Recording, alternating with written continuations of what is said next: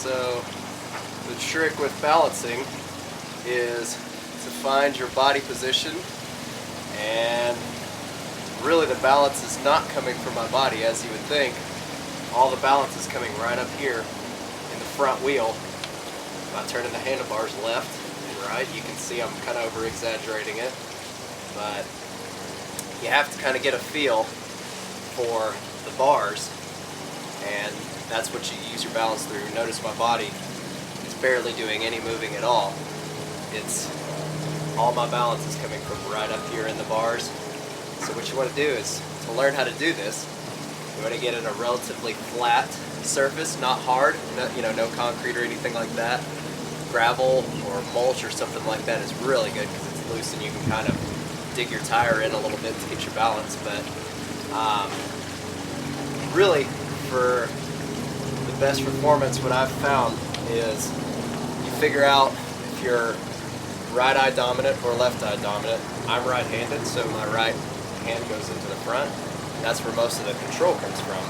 So the left hand's up here not doing as much, and most of my balance is coming from up Got to here. just pick a side. It's easier for some people to point left or point right. Yeah, that's it. And yeah, it's just kind of something you have to get a feel for. And some people may be right-handed, and it may be the other way. I can balance. It's good to know both ways. Yeah, yeah. Because both can be useful, and you pretty much have to learn how to balance before you can do any of the other technical trial moves. But basically, what you want to do is, since I'm right-hand dominant, I'm blocking the bike into my left leg, and then my right leg is off the bike just a little bit, so I'm leaning the bike into the left side of my body. You're leaning a little bit, yeah, because you lean it right towards where it's, yep, where the tire's pointing. Yeah, it makes a little bit of an angle. Locking it into that leg, and then you kind of want to keep your legs pretty well straight. You don't have to be, locked, but the straighter you are on the bike, the less there is of balance. When you're trying to regain your balance, I don't advise this when you're just trying to learn how to track stand, but if you just came off of something and your balance is a little off, you can kind of throw a foot to try to get your balance, and it'll help. Like if I start falling to the right, you'll see me pick my foot to the left to try to regain my balance. Little things like that just kind of come with time. Let's see. But yeah, eventually you'll get to the point, and it'll just get longer and longer, and then you can start really challenging yourself and try to just balance in other ways. I found you can learn a lot just balancing in your yard. So on front wheel hops, learning the balance is probably more important than learning the hops, but once you get the balance, move to the hopping. And all it really is you're loading the suspension and then unloading it. So you're kind of, the trick, I'll show you with my other leg, is kind of to stab your knees forward, loading up the suspension. And obviously you're not going to use that kind of arms, that's just kind of to show you the suspension moves. Kind of throw your weight forward, and then you pull back, and when you pull back on the bars and the front end lifts. So if you'll notice when I do it, a lot of people when they try to learn, they do a lot of body. There's really none of that. The only movement that you need is out of your knees, going forward and backwards. And you want to keep your arms not locked, you don't want them straight, just slightly bent, and when you go in, you push into the bars, and when you go back, you're not pulling with your arms are just straight, and the bike's coming with it. So brakes are locked, both? That's it, both brakes locked, and I'll show you with and without the motor. So it's pretty important to learn it without the motor so you get a feel of the suspension and the balance, but you want your wheels straight when you start, and then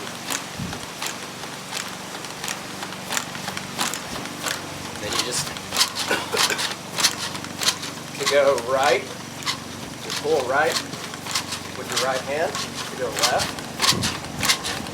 pull left, and when you start adding the motor into it, to save energy, you can pop the clutch a little bit and do some small floaters. So I'll demonstrate that one. Okay.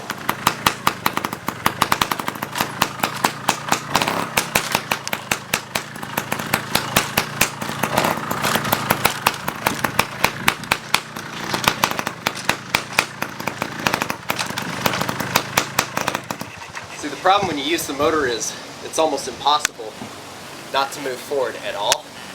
You're always going to move forward just a little bit. So it can help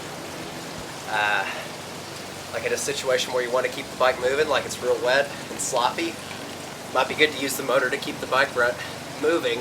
Yep. Instead of coming to a complete stop. Just or on a hill, floater. going up a hill maybe too. Yeah, but my advice would be learn without the motor, keep the brakes locked. Yep. Don't use the clutch when you're learning to And then when you're using the motors, you're back foot on the brake at all, or yeah? It comes off the brake to Same the front end up. Same time as the clutch, yeah. Right, Okay. but then as soon as the front wheel's up, use the back brake and bring it back down. Okay, actually get the bounce back down too. Yeah. Gotcha. So kind of Okay. shove it forward. And, all right. On the back wheel, there's really several ways you can do it. Kind of like on the front wheel, you know, you can do small little hops, or you can use the motor and do some bigger ones. Use more body, do bigger ones. I think probably more important would be the bigger ones. Just kind of either rolling in and doing a nice little back move, or using the motor and moving it once. I prefer just to move it once and set it where I want it. In really wet conditions, it's better to do several small ones so you don't lose your traction or anything like that. Once again, it's just as good to learn it with the motor as it is without. I'm having a little bit of a hard time on this bike, but so what you're going to want to do, and sorry I screwed up on your camera placement here, perfect. but you kind of want to learn this, you'll want your front wheel downhill, and it doesn't have to be a steep hill, but just downhill. And once again, you want to get your balance. And if I'm throwing my wheel to the right, you want your handlebars turned to the left. That way, the frame of the bike naturally, like if you watch this, see the bike just naturally, when you have the bars turned, the bike naturally wants to straighten up. Yep. Cool. So that's the idea. You turn the bars opposite the direction that you want the back end to go, to where the bike lines up. So we'll start with the small hops. These are really tricky. They're a lot harder actually than the big hops, because you actually have to train your foot to kind of go on and off the brake. You have it off when you're compressing the suspension, and once it comes off the ground, you tap it again. That way, when the back tire lands, you don't roll or move. Mm-hmm. So you only want the brake on like right when you land, basically. That's it. Okay. Just when you land, and then when you're compressing it again, it's off. Yep. So you have to train your So as you jump, you take your toe off. That's it. Okay. This is definitely a much harder than the front one. Yeah. More technical. Ryan Young makes it look easy. Yeah. You should learn in the first day. Yeah, unfortunately I'm not Ryan. But yeah, so just watch the back.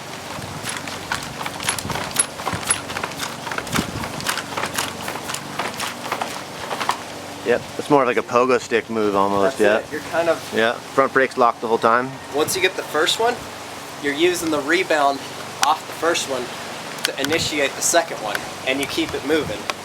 And that's how you get that kind of that harmonic motion of just small hops. And like I said, the small ones are great if you're in variable traction, because when you do the big ones, you kind of land bigger, and that's when you tend to slide or lose your traction a little bit. So it's better for those conditions. Side of a hill, that's perfect, because you don't have to do the big wrist moves. And you always pretty much use them in conjunction with front wheel hopping. Like you're always kind of like resetting your line and stuff. You can kind of gain your balance better, quicker. When you got the tire in the air for a really long time. This is the one goal I can teach about trials. Always try to keep both tires on the ground. Yeah. It's easier to keep balance. Unless you're going uphill or something like that, then you want one tire on the ground, better traction. But without the motor running, I guess we'll try a big one. We'll see if I can. The trick on the bigger ones is keeping your weight back and then throwing your weight forward into the bars. Yep. That way it moves over. So it's weight back, stab with the knees, and then throw my weight forward, and the back end will just shoot over. So let's see if I can get one.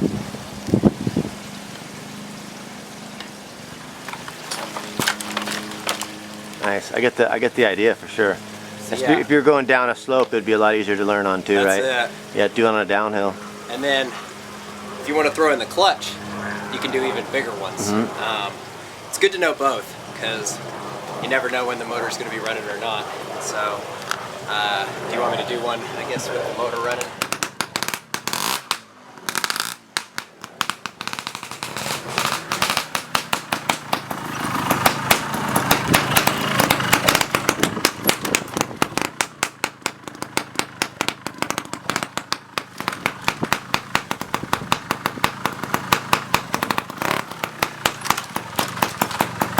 You'll see I'll hop to regain my balance after I throw one.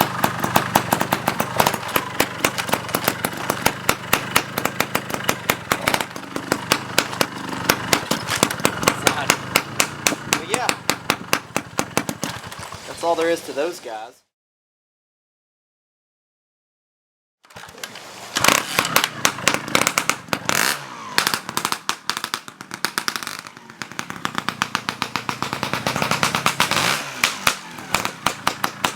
Way back.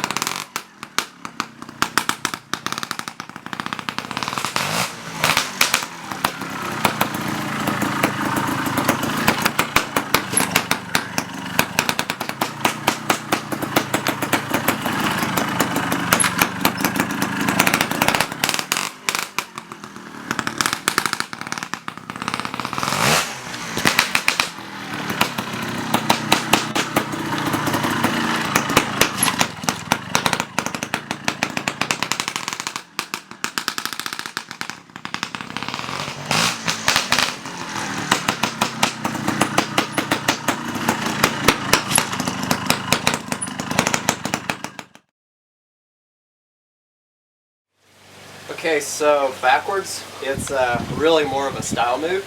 You pretty much aren't going to use it in a trial because you're not allowed to go backwards. But what you're doing is essentially you're just rolling up. It doesn't have to be fast, just a slow, controlled speed. And you do it one of two ways. One is just pull the clutch in and let it roll back and kind of just steer. I don't really like that. I don't feel as in control. Keep your control. What I like to do is to roll up the hill, and when I get to the top, do a bit of a nose wheelie, and then you pull in the clutch, and you don't use any back brake whatsoever. You don't touch the back brake, and you don't let go of the clutch till you're at the bottom, or wherever you want to stop. So no back brake. No front brake either? Yeah, completely front brake. Okay. You modulate it, Yep. depending on how fast you want to go, because the front brake is what keeps you from Yep. being 1,000 miles an hour by the time you get to the bottom of a big hill. But yeah, front brake, you control your speed with that. You're going to want to lean forward a little bit, and like I said, you can do it one of two ways. One is just roll it back and let it steer, or the other is actually hop to keep yourself going straight and where you want to go, and keep your balance. So I'll try to demonstrate it both ways. I've never been good at the first one, but the second one I find to be the one that works the best. So, first way, just rolling up and pulling in the clutch.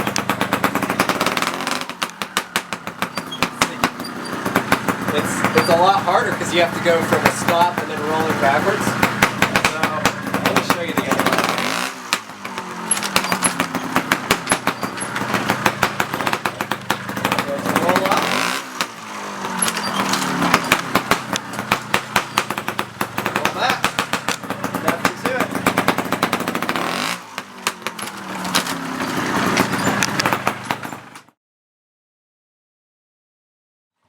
So for front wheel hops, this is definitely We're never gonna be able to do these, but might as well for them.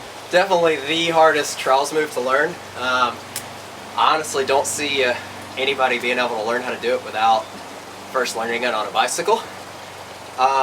So basically, rear wheel hop is one of the most complicated techniques. Like, I can't even begin to explain what I was going through in just 1 second of the move, but I'll attempt to. So basically, to get started, it's kind of like a wheelie that you jump to keep, and you just keep the wheelie jumping basically. So what I do to start is I use first gear, pull the clutch in, I come up to the best way to learn is a bank about this steep, maybe a little steeper even. And what you're going to do is you're going to put it in first, and you're going to, instead of just doing a slow controlled wheelie to get it up, you're going to use first, and you're going to pop the clutch and jump and kind of pull the bars back at the same time. All of this in one moment, and you land on the back tire. You compress the back brake, and then it's a simple matter of keeping the front tire up. Holding pressure. And, what's that? Holding pressure. Holding pressure, that's it. And to do this, it's a combination of clutch work and brake work. The brake keeps the front wheel from dropping, and the clutch kind of keeps it up. So when you see me do it in a second, it's going to be a clutch holding it up and the brake keeping it from dropping down, and I'm kind of doing this move with my finger, just kind of in and out, in and out. And the brake, it's the back brake, it's on when you land, and then you kind of let the front tire drop a little bit, and then you let go of the brake and jump and bring it up, so your body kind of just keeps on going from that motion right there. You're just trying to kind of suck into the suspension, pop the clutch, and just keep it rolling. It's one of those moves that so much is going on, it's almost impossible to explain it all. It just kind of has to be shown. Yep. And you just really have to just get out there and practice, practice, practice. Like I said, learning on a bicycle, much easier. Lots going on.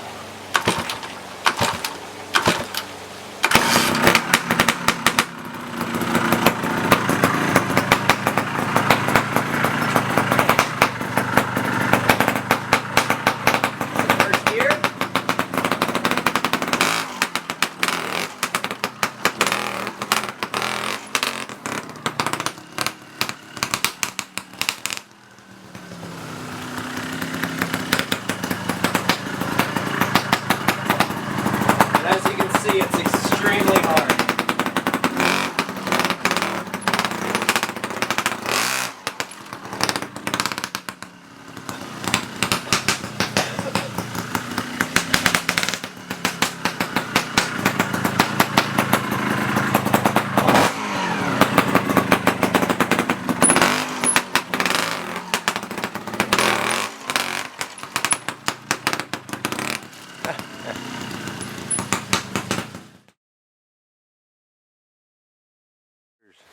So on a floater, it's a lot like a front wheel hop, except you're moving.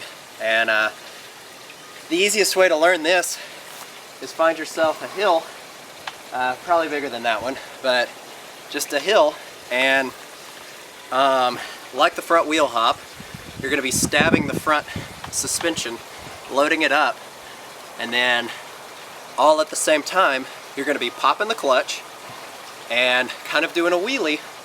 But instead of just on a wheelie, you know, you kind of lean forward then lean back. On a floater, whatever direction you're wanting the bike to turn, you lean the opposite direction, which is very confusing for a lot of people. So I'm going to stab the forks, pop the clutch, and kind of pull back with my arms, and the front wheel is going to come up. And when the front wheel comes up, your body goes to the outside, and you're going to lean the outside, leaning the bike inside the turn where it rolls around, and you control the wheelie with your back brake. So preferably find you a really wide hill, 25-30 feet wide, and probably about as steep as this right here, and just get on it and just practice trying to float that front tire. So I'm gonna see if I can demonstrate coming up this little hill here.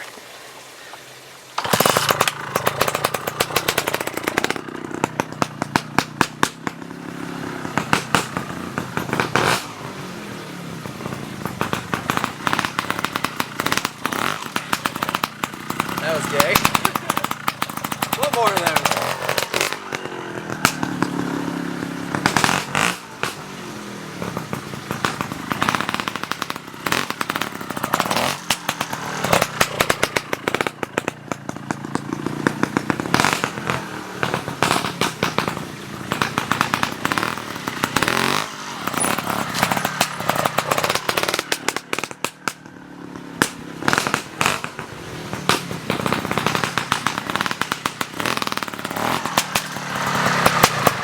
That's really about the worst place you could learn one, but yep. Really, it looks like you've kind of popped the wheelie and then you kind of throw your weight inside to initiate the turn. That's you don't pop it too early. Throw it to the outside and let the bike roll in. If it was a steeper hill, I could probably show you a little better. Yep. Or wider. But yeah, that's floaters. Yep. All right, so a flip turn is a floater that gets interrupted. You're going to initiate it the same way you do a floater. You stab the forks, throw the tire the direction you want it to go, lean your body the other way. With some throttle and double the clutch, yeah. Just like a wheelie, basically. Yeah, you pop the clutch and lift the front wheel a little bit. The difference here being, as soon as that begins, all the weight goes to the back tire, naturally. And what's going to happen is you're going to have weighted it, and then you kind of have to get a feel for the timing of the suspension, but you basically get it loaded up, and then just like when you're hopping the rear tire over, you're doing the same thing, except you're going to do it in the air. You kind of load the suspension and jump and kind of throw the bike the direction that you want it to go. Since you're already on the outside, your weight's on the outside, leaning the bike on the inside for the floater, your weight is where it needs to be, and it's kind of just throwing it over. So I'll see if I can try to demonstrate it. It's kind of like the rear wheel hop. It's one of those that it's really hard to talk about. You kind of have to show it and just practice it. So let's see if I can demo it.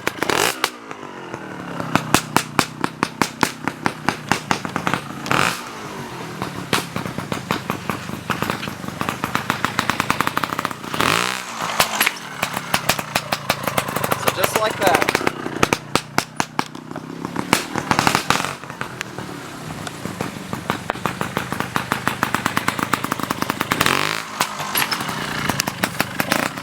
So on this move, it's important to use more throttle than a floater. You'll notice that I kind of use a little at the beginning to lift the front wheel, and once the back tire gets weighted, then I crack it open and use a lot more to fling that back tire over. So I'll do one more. Do a couple more.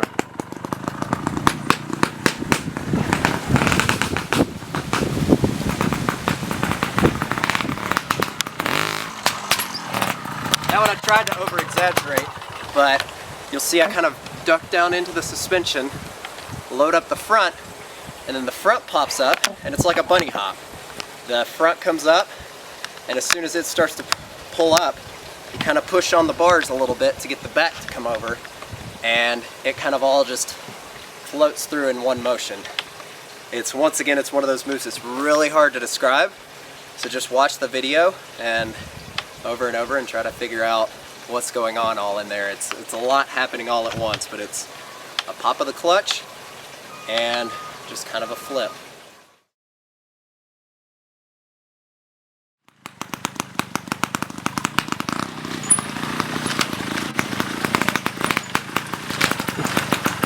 That's all you gotta do. Do that a couple more times. What's that? Just keep doing that. All right.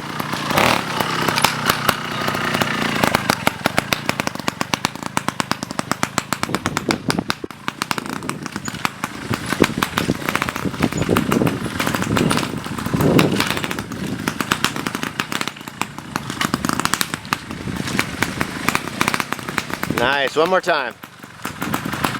One more time. One more. Yeah. We're wearing you out.